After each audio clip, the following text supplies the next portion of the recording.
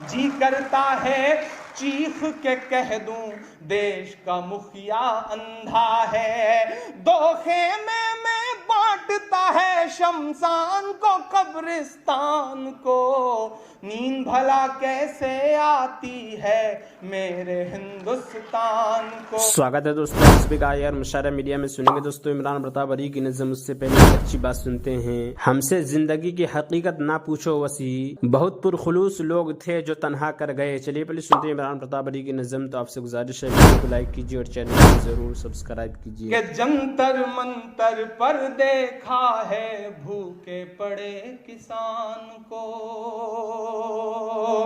जंतर मंतर पर देखा है भूखे पड़े किसान को, नींद भला कैसे आती है मेरे हिंदुस्तान को।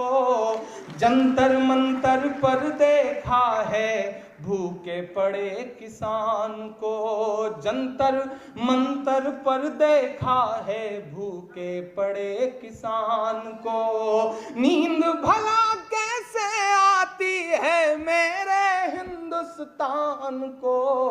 जंतर मंतर पर देखा है भूखे पड़े किसान को। पिछले 1.5 साल में किसानों की बड़ी बड़ी बातें करने वालों के शासनकाल में 3539 से ज्यादा किसानों ने खुदकुशी की है, महज कुछ लाख रुपए का कर्ज ना अदा कर पाने की वजह से। मैं पंक्तियां पढ़ता हूं कि सत्ता पर काबिज किसान के सपनों के हत्यारे लोग, सत्ता पर काबिज किसान के सपनों के हत्यारे लोग, और खुदकुशी करने को मजबूर हैं कितने सारे लोग, और खुदकुशी करने को मजबूर हैं कितने सारे लोग। मोदी जी तो दान दे रहे बांग्लादेश भूटान को, दोस्तों वीडियो को लाइक कीजिए और चैनल को भला जरूर सब्सक्राइब कैसे आती है मेरे हिंदुस्तान को, नींद भला कैसे आती है मेरे हिंदुस्तान को। जंतर मंतर पर देखा है भूखे पड़े किसान को। मैं आज और सहर्ष इस कार्यक्रम में शामिल होने के लिए चला आया क्योंकि मुझे एक उम्मीद की किरण दिखाई देती है। मैं बहुत निराश सा रहा पिछले तकरीबन 5-6 महीने में। मुझे याद है लालू जी कि मैं बहुत छोटा सा था, गांव में गिल्ली डंडा खेलने के लिए, क्रिकेट खेलने के लिए जब हम निकला करते थे, मेरा एक दोस्त था श्रीकांत, उसके साथ बगिया में छुप करके, पिताजी से छुप छुपा करके खेलने के लिए निकल जाया करते थे। और जब देर हो जाती थी तो पिताजी तलाशते थे अपनी मोटरसाइकिल लेकर, और जिस बगिया में पकड़ लेते थे वहीं पिटाई का सिलसिला शुरू होता था। और जितने थप्पड़ मेरे हिस्से आते थे उतने ही थप्पड़ श्रीकांत के भी हिस्से आते थे, या कभी उसके पिताजी पकड़ते थे तो जितने उसके हिस्से में थप्पड़ आते थे उतने मेरे भी। लेकिन आज स्थितियां किस तरह बदली हैं कि अगर मेरे पिताजी श्रीकांत को एक थप्पड़ मार दें तो कब वो थप्पड़ हिंदू मुसलमान के सांचे में ढल जाएगा कोई सोच नहीं सकता। ये नुकसान हुआ है। अक्सर मीडिया के लोग कहते हैं कि इमरान साहब आप एक विशेष विचारधारा के खिलाफ क्यों लगातार बात करते हैं। शायद इसीलिए मेरा नुकसान हुआ है, मेरा व्यक्तिगत नुकसान हुआ है। और ये है मेरा व्यक्तिगत नुकसान कि आज हम जब दो दोस्त साथ बैठते हैं तो थोड़ी देर में हमें खुद एहसास होने लगता है कि यार तुम तो हिंदू हो और हम मुसलमान हैं। कहीं ना कहीं इस एहसास को बचाने की लड़ाई लड़नी पड़ेगी। मैं पंक्तियां पढ़ता हूं कि राष्ट्रवाद की इस अफीम का कैसा गोरख धंधा है,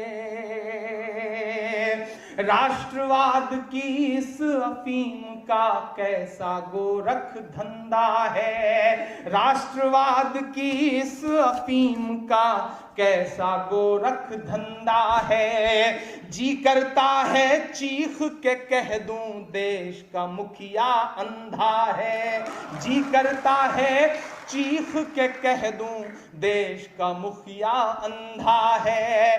दो खेमे में बांटता है शमशान को कब्रिस्तान को, नींद भला कैसे आती है मेरे हिंदुस्तान को, नींद भला कैसे आती है मेरे हिंदुस्तान को।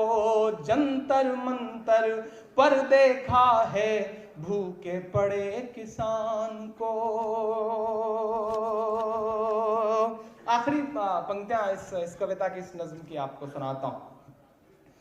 के नफरत सर चढ़ कर बोले है, गांव गांव में दंगे हैं। किसी ने कहा कि मंजिल सभी की एक है, राहें अलग अलग। वो एक है पर अपनी निगाहें अलग अलग। मंदिर में है भगवान तो मस्जिद में खुदा है। किसने कहा हिंदू से मुसलमान जुदा है। जो ये बात कहने वाले लोग हैं वो कितनी सफाई से, मेरे कुछ बड़े बुजुर्ग हैं जिनके साथ में बैठता हूं तो वो एक बात कहते हैं कि ये जो फासिस्ट ताकतें हैं ये दशानन हैं। इनके पास 10 सर है। एक सर है जो सांप्रदायिकता के मुद्दे को हवा देता है, एक सर। नाज़रीन, इमाम प्रतापगढ़ी की नज़्म सुनने के बाद आप अपनी राय में क्या कहना चाहते हैं वो नीचे कमेंट बॉक्स में ज़रूर बताएं।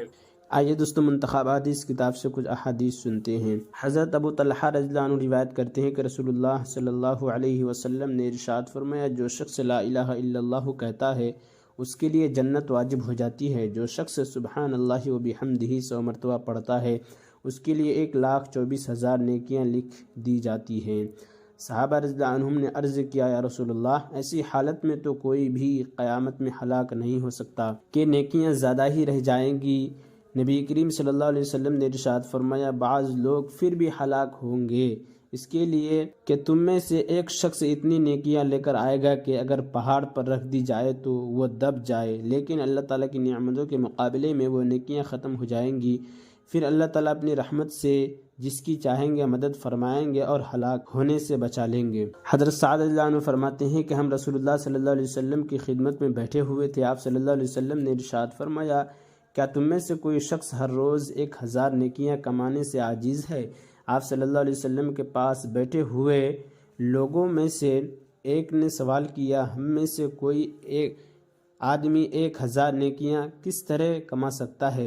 आप सल्लल्लाहु अलैहि वसल्लम ने इरशाद फरमाया, सुबहान अल्लाह 100 मरतबा पढ़िए, इसके लिए 1000 नेकियां लिख दी जाएंगी और उसके 1000 गुनाह माफ़ कर दिए जाएंगे। हज़रत अबू हुरैरा रिवायत करते हैं कि रसूलुल्लाह सल्लल्लाहु अलैहि वसल्लम ने इरशाद फरमाया, जो शख्स किसी मजलिस में बैठे जिसमें अल्लाह ताला का जिक्र न करे तो वो मजलिस उसके लिए नुकसानदेह होगी, और जो शख्स लेटने के वक्त अल्लाह ताला का जिक्र न करे तो ये लेटना भी उसके लिए नुकसानदेह होगा। हज़रत अनस रज़ियल्लाहु अन्हु नबी करीम सल्लल्लाहु अलैहि वसल्लम का इरशाद नकल करते हैं कि अल्लाह ताला के फरिश्तों की चलने फिरने वाली एक जमात है जो ज़िक्र के हलक़ों की तलाश में होती है। जब वो ज़िक्र के हलक़ों के पास आती है और उनको घेर लेती है तो अपना एक क़ासिद पैगाम देकर अल्लाह ताला के पास आसमान पर भेजती है। वह उन सब की तरफ से अर्ज़ करता है, हमारे रब, हम आपके उन बंदों के पास से आए हैं जो आपकी नेमतों, कुरान, ईमान, इस्लाम की बड़ाई बयान कर रहे हैं, आपकी किताब की तिलावत कर रहे हैं, आपके नबी मोहम्मद सल्लल्लाहु अलैहि वसल्लम पर दरूद शरीफ पढ़ रहे हैं और अपनी आखिरत और दुनिया की भलाई आपसे मांग रहे हैं। अल्लाह ताला इरशाद फरमाते हैं, उनको मेरी रहमत से ढांप दो। फरिश्ते कहते हैं, हमारे रब, उनके साथ साथ एक गुनाहगार बंदा भी था। अल्लाह ताला फरमाते हैं, उन सब को मेरी रहमत से ढांप दो, क्योंकि ये ऐसे लोगों की मजलिस है कि इनमें बैठने वाला भी अल्लाह ताला की रहमत से महरूम नहीं होता। हज़रत अनस बिन मालिक रज़ियल्लाहु अन्हु रिवायत करते हैं कि रसूलुल्लाह सल्लल्लाहु अलैहि वसल्लम ने इरशाद फरमाया, जो लोग अल्लाह ताला के ज़िक्र के लिए जमा हों और उनका मकसूद सिर्फ़ अल्लाह ताला ही की रज़ा हो तो आसमान से एक फ़रिश्ता अल्लाह ताला के हुक्म से इस मजलिस के ख़त्म होने पर ऐलान करता है कि बख्शाए उठ जाओ, तुम्हारी बुराइयों को नेकियों से बदल दिया गया है।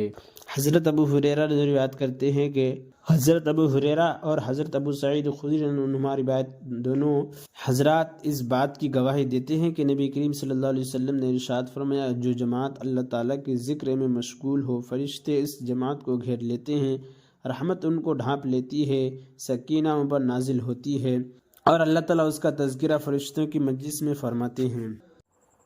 और इमरान प्रतापगढ़ी से जुड़ी खबरों और नज़मों के लिए हमारे इस चैनल को ज़रूर सब्सक्राइब करें। मिलते हैं किसी और वीडियो में ऐसे ही नई नज़म और नई खबरों के साथ।